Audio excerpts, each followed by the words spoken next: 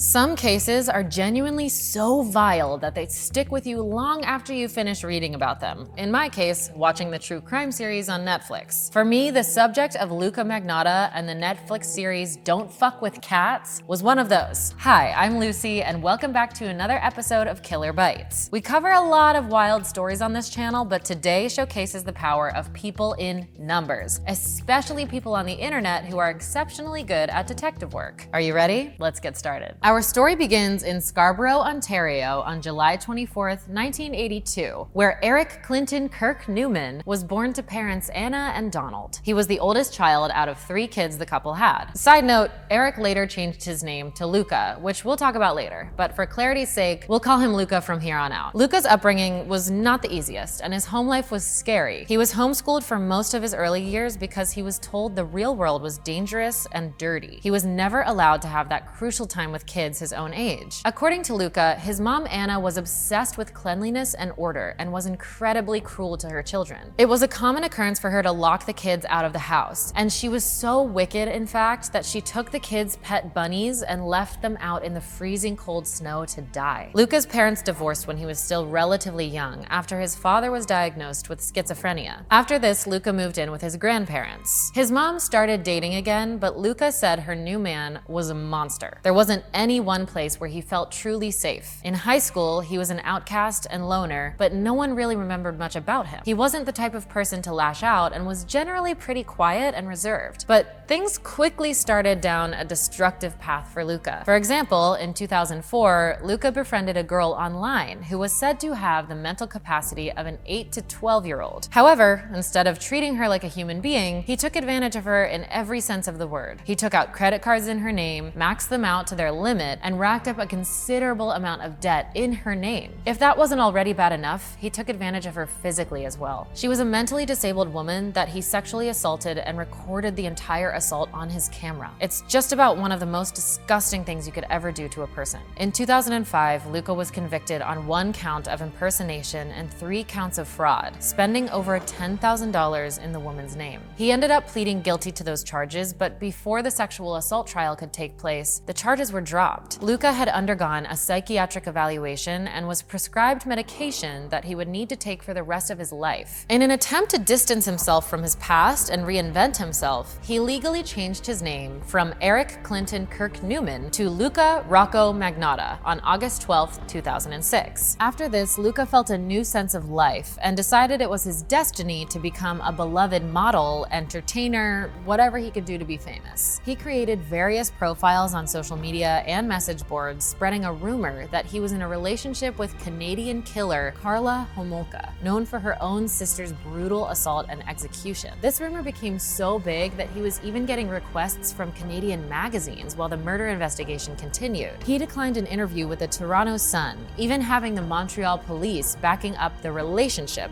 at one point. Internet fame seemed to be the first stepping stone for Luka, even planting cyber-stalking rumors by setting up dozens and dozens of fake profiles under different names. He denied ever doing this, but those claims were eventually debunked. It's almost the equivalent of buying your followers these days, except he was out here creating individual profiles for these people. It was a lot of work for the worst payoff. Luka was obsessed with taking photos of himself, begging his friend to take them whenever possible. At one point, Luka started working in the escort and amateur porn industry. He didn't care how his face and name got out there, he just wanted fame and attention. This infatuation with attention quickly turned into changing everything about himself. Luka started to get copious amounts of plastic surgery, even auditioning to be on a plastic surgery reality TV show. He wanted to be seen as flawless, youthful, and beautiful. Unfortunately, he didn't get the part. After this, he auditioned for another reality show to be a model on the show Cover Guy, and again was rejected. Rejection after rejection, Luka was desperate for any kind of attention. It seemed no one wanted to give it to him, and in response, he decided to do something completely horrific. During this time, Luka developed a love for serial killers, hence Karla Homolka, and noticed how many views disgusting snuff films got, and he wanted that same thing. Luka created a video called Boy Two Kittens. In this video, an unidentified man placed 2 tiny kittens into a plastic bag, took a vacuum, and sucked the air out while continuing to record as the kittens gasped for air. Truly, one of the most disturbing things you can imagine. And this video gained a lot of attention, and clearly for all the wrong reasons. Shortly after, a Facebook group was created and thousands of people joined. Their goal? Find the man who committed those gruesome acts of violence against those animals. The Facebook group members got started right away, breaking down the video frame by frame, trying to find anything that would give away that person's identity. They were terrified the killer would strike again and wanted to end it. Merely a day after the video was posted and the group was created, they found a photo of Luka holding two kittens wearing the same clothing from the video. What puzzled the Facebook group members was the amount of information about Luka posted all across the internet. Hundreds if not thousands of photos of Luka from all around the world, posing on the beach, hanging out with friends in Paris, in Miami, and they just kept finding more. It seemed like Luka was the one helping them and leading them to him. He truly is the definition of all press is good press, even if it gets you locked away in prison. After searching for a long time, the group realized that photos contained location data. After using multiple images of Luka and finding out many of them were photoshopped, they narrowed it down to a location in Canada. The group sent Luka's name and photo to the OSPCA, demanding that he be found and brought to justice. Sadly, there was no fixed address with his name connected, and he could not be found. A year after the initial video was posted, Luka struck again. The group received a message saying, "You need to see this video," from an anonymous source. What they saw was nothing short of horrendous. In one video, a man wearing a Santa hat fed a tiny kitten to a python. In another, a kitten was duct taped to a broom handle and placed underwater to drown. The group members knew precisely who was responsible, but again, there was no definitive evidence establishing Luka as the murderer. The Facebook group knew they had to get more attention on this case because they knew in their hearts that things were about to get even worse. News spread across the globe with Luka's face and name and any aliases he had created, begging people to keep an eye out and report him to authorities. It reached all the way to London, England, where a popular magazine called The Sun picked up on the story. 2 days later, Luka physically walked into The Sun's office to deny these claims. After this weird interaction, The Sun received an email from who they believed to be Luka. It said, "It's fun watching people work so hard gathering all the evidence, then not being able to name me or catch me. You see,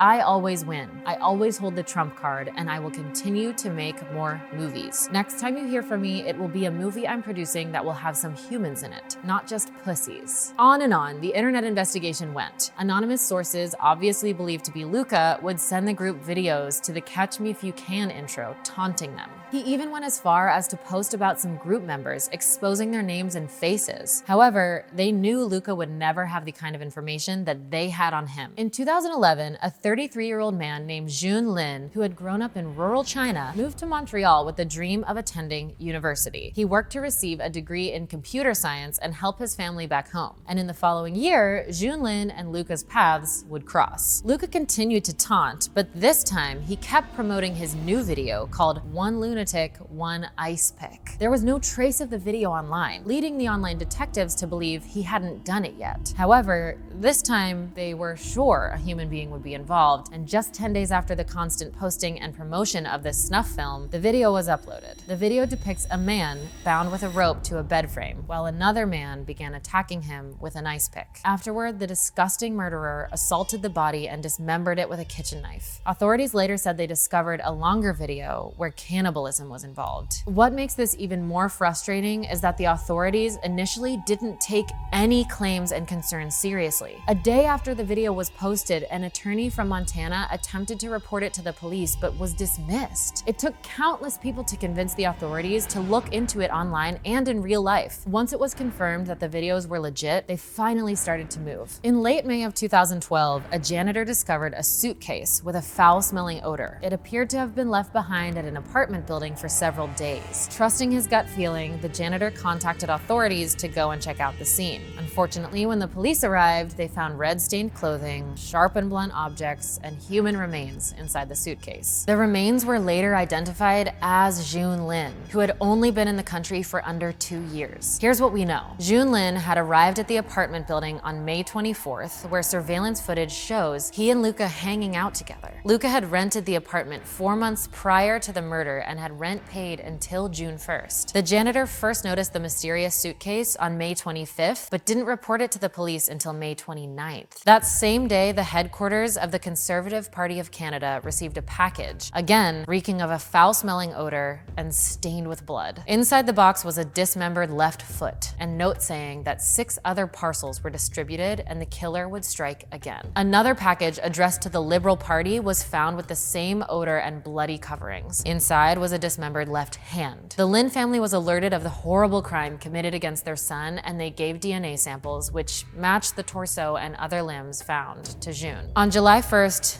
Jun's head was recovered at a lake after receiving an anonymous tip, likely from Luka. Now, by this point, Luka Magnotta was long gone and on the run. Investigators began researching the apartment, which was covered in blood, specifically the mattress, table, refrigerator, and bathtub. Everything else had been moved out of the apartment. On the inside of the closet, written in red ink, was this quote: "If you don't like the reflection, don't look in the mirror. I don't care." At this point, authorities knew they had to act fast. Obviously, Luka was not afraid to kill again. Based on how this murder was carried out, it was only bound to get more gruesome and more violent. A Canada-wide warrant was issued to Luka, listing him for the following crimes: first-degree murder, committing an indignity to a corpse, publishing obscene material, mailing obscene and indecent material, and criminally harassing the Prime Minister of Canada, along with multiple other Parliament members. The day following the murder, Luka booked himself a flight from Montreal to Paris. He used his real passport and brought along his cell phone, which was traced by authorities to a hotel he had booked. However, once French police had arrived, Luka was gone. He had gone to stay with a man who didn't realize Luka's identity until he was gone. Then, Luka boarded a train to Berlin, Germany. What makes me even more furious about this situation is that Luka probably felt like this was just a giant game of hide and seek. He felt like he was so many steps ahead of everyone else and had the police from multiple countries chasing after him. So much time and energy went into his capture, and to him, it was merely a game. This man is truly horrifying. On June 4th, Luka pulled up to an internet cafe in Berlin, Germany. In classic Luka fashion, he was apprehended by the police while looking at news articles of himself. He was truly obsessed with everything he did, even if that meant an innocent man was dead. He didn't care. At first, he tried to give the German police multiple names to back up his numerous identities. After some time, though, he admitted his identity. He was handcuffed and fingerprinted. The fingerprints proved to the police that they were dealing with the real Luka Magnotta, whoever the hell that is. The next day, Luka was brought before a Berlin court. They confirmed the evidence of the crimes was enough to keep him in jail before his extradition on June 18th. He was brought to Canadian authorities in Berlin. They had him board a plane in handcuffs and fly back to Canada to be punished to the full extent of the law. Once back in North America, he was placed into solitary confinement at the Rivière des Prairies Detention Center. On June 6th, the Lin family arrived in Montreal, where a candlelit vigil was held in Jun's honor and memory. He was cremated and laid to rest on July 26th. As for the court hearings, Luka pleaded not guilty to all charges against him. The preliminary hearings wouldn't start until March of 2013, when Luka's legal team begged for the media to stay out of the courts. This was declined by the courts. Isn't it funny that all this dumbass wanted was fame and for people to see his face, yet he doesn't want cameras in the courtroom while he owns up to his crimes? Very interesting. And while it was apparent that serious mental issues were present when Luka committed his crimes, he tried to say he was utterly admonished of responsibility due to those problems. Nevertheless, Luka was sentenced to life in prison and effectively started that sentence in 2014. Well, everybody, that is the absolutely insane and horrific story of Luka Magnotta. I want to know, have you heard of this one before? Have you seen the Netflix documentary? And what are your thoughts on the whole situation? Do you think the authorities should have taken the online detectives more seriously, especially when they had so much evidence stacked up against the guy? My thoughts go out to Jun Lin's family. I cannot even imagine the heartbreak and horror they felt when all of this was being discovered. I hope that they are healing as best as they can. This all just shows that the internet can be a total nightmare. Still, working together for a good cause can bring justice to families who so desperately need it. I'm Lucy, and I will see you next time on Killer Bites.